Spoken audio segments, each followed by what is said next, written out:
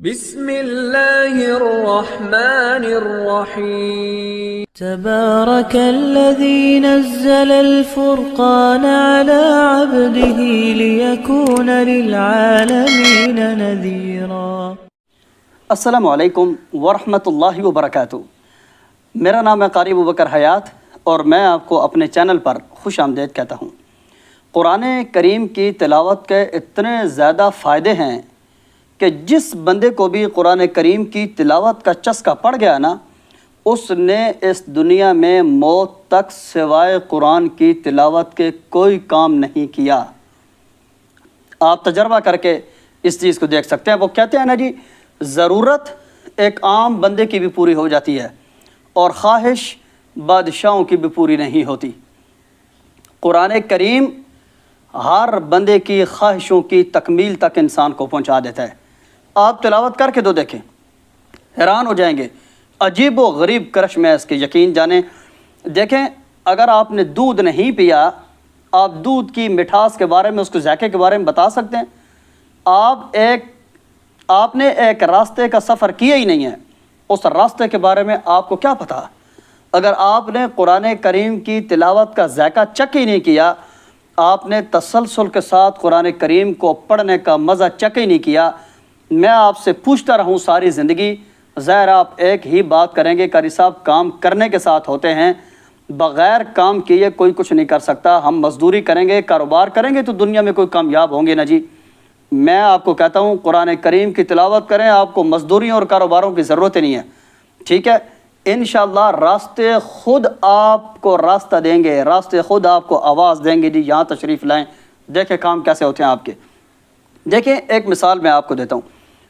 اب آپ اس بات کا تجربہ آپ نے کر لیا ہوگا اپنی زندگی میں، آپ کہیں گے جی ہم نے تو آیت کریمہ، قرآن کی آیت ہے نا، لا الہ الا انت سبحانک انی کنت من الظالمین، ہم نے اس کو 1.25 لاکھ بار پڑھا، ہمیں تو قاری صاحب کوئی فائدہ حاصل نہیں ہوا۔ میں اس بات کو تسلیم کرتا ہوں۔ اور یہ ہمارا فلاں بندہ بیمار تھا، ہم نے آخری 3 کل اتنی بار پڑھ مارے ہیں جی، ہمیں تو کوئی فائدہ حاصل نہیں ہوا۔ میں آپ کی بات کو تسلیم کرتا ہوں۔ وہ بتاؤں کام کیوں نہیں ہوتا؟ وہ اس لیے کام نہیں ہوتا، ہم نے قرآن کریم کو وظیفوں کا ذریعہ بنا لیا ہے۔ نمازوں کے ساتھ تعلق ہمارا کوئی نہیں، قرآن کے ساتھ تعلق ہمارا کوئی نہیں، روزے ہم رکھتے کوئی نہیں ہیں، سارا دن ہماری زبان لغویات میں کہاں سے کہاں تک گزر جاتی ہیں۔ اب بتائیں، اس زبان سے صرف قرآن کے وظیفے ہی ہم کر کے اگر اپنے کام پورے کرنے لگ جائیں، کیا قرآن کریم اس کے لیے آیا ہے؟ میرے بیٹے کو یوکے کا وظیفہ نہیں مل رہا، میں 1.25 لاکھ بار آیت کریمہ تو میں نے پڑھ لیا، لیکن کیا روزانہ قرآن کو عبادت سمجھ کے ایک رکوع میں پڑھتا ہوں؟ تو قرآن کریم بتائیں کیا فائدہ دے گا؟ قرآن کریم کی یہ آیت ہے، ٹھیک ہے، یہ 11واں سپارے کی جو پہلی صورت ہے نا، سورہ یونس کا جہاں پہلا رکوع ختم ہوتا ہے، پہلے رکوع جہاں پہ ختم ہوتا ہے، اس اگلی آیت کا ترجمہ کر کے دیکھیں۔ اللہ بھی کہہ رہا ہے کہ جس وقت تمہیں کوئی تکلیف ہوتی ہے نا، تم اٹھتے بیٹھتے لیٹے ہائے اللہ ہائے اللہ اٹھتے بیٹھے کہتے رہتے ہو، لیکن جس وقت تمہاری تکلیف میں دور کر دیتا ہوں، فلما کشفنا عنہ ضر، اس وقت تم میرے پاس سے ایسے گزر جاتے ہو جس طرح مجھے پہچانتے بھی نہیں ہو۔ ہمارا جو دوستوں کا ایک دوسرے کے ساتھ تعلق تھا نا، وہ تعلق ہم نے قرآن کریم کے ساتھ رکھ لیا۔ میں کہتا ہوں 1.25 لاکھ بار آیت کریمہ نہیں، بلکہ کوئی وظیفہ بھی تم اربوں بار بھی پڑھ لو نا، کوئی اثر نہیں ہونے والا۔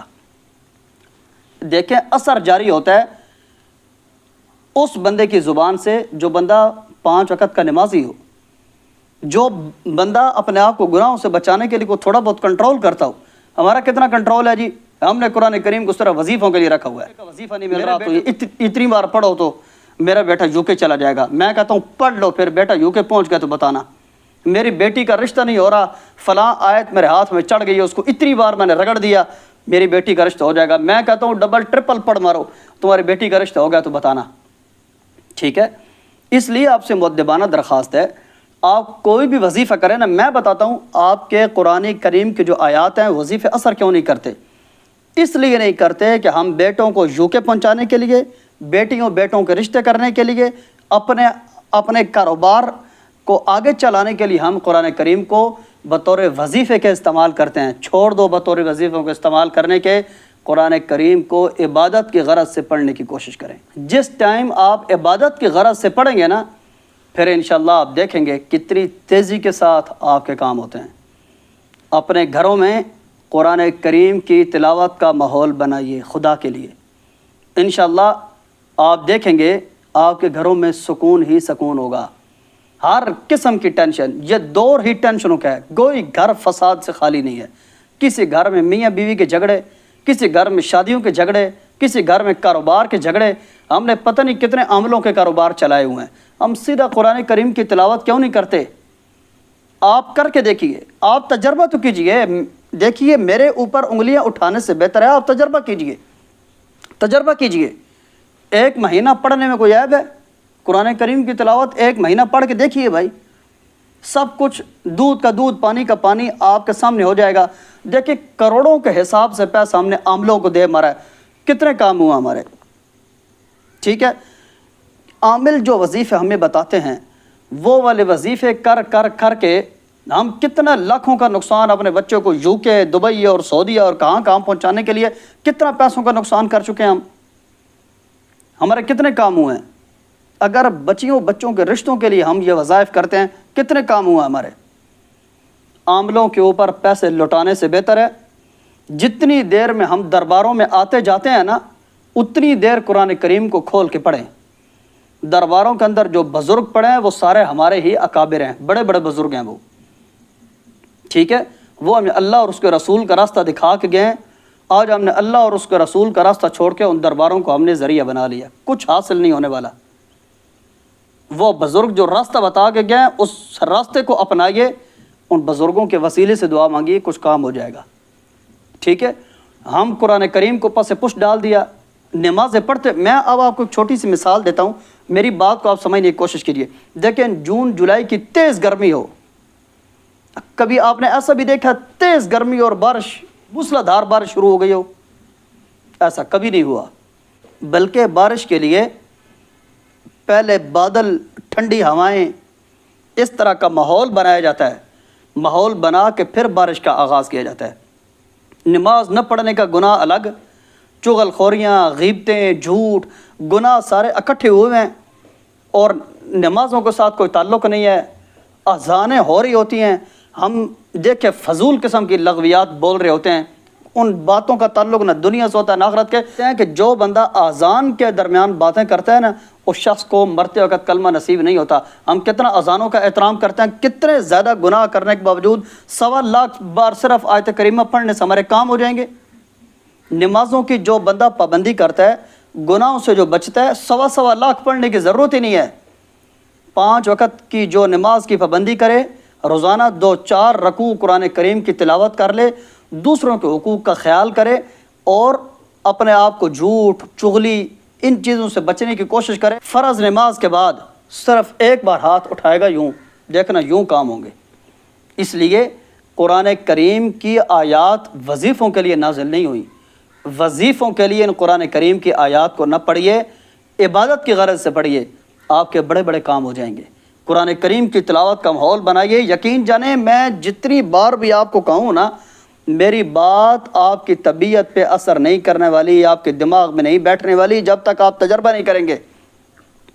ادھر بیٹھے بیٹھے میں آپ کو بہت بڑا ایروپلین، جہاز چلانے کا طریقہ بتاتے رہوں نا، کوئی آپ کو سمجھ نہیں آنے والا جب تک آپ پائلٹ کی سیٹ پہ بیٹھ کے تجربہ نہیں کریں گے۔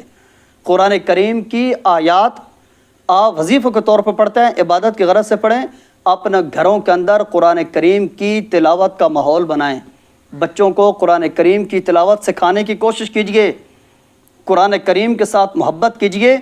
انشاءاللہ زیادہ وظائف کی ضرورت نہیں ہے، صرف فرض جو نماز ہے نا، فرض نماز میرے نبی نے فرمایا الدعاء مخ العبادہ، دعا عبادت کا مغز ہوتی ہے۔ دیکھیں اعلیٰ ترین عبادت فرض نماز ہے۔ فرض نماز کے بعد ایک بار آپ کے ہاتھ اٹھانے کی دیر ہوگی، دیکھیں کتنی تیزی کے ساتھ کام ہوتے ہیں۔ ہمارے کام جو وظائف وغیرہ کر رہے ہوتے ہیں، جو نیکیاں کر رہے ہوتے ہیں، کام ہونے کے بالکل قریب ہوتے ہیں، ہم دوبارہ گناہوں کی پٹڑی پہ چلتے ہیں، وہ سارا کام ریورس ہو جاتا ہے۔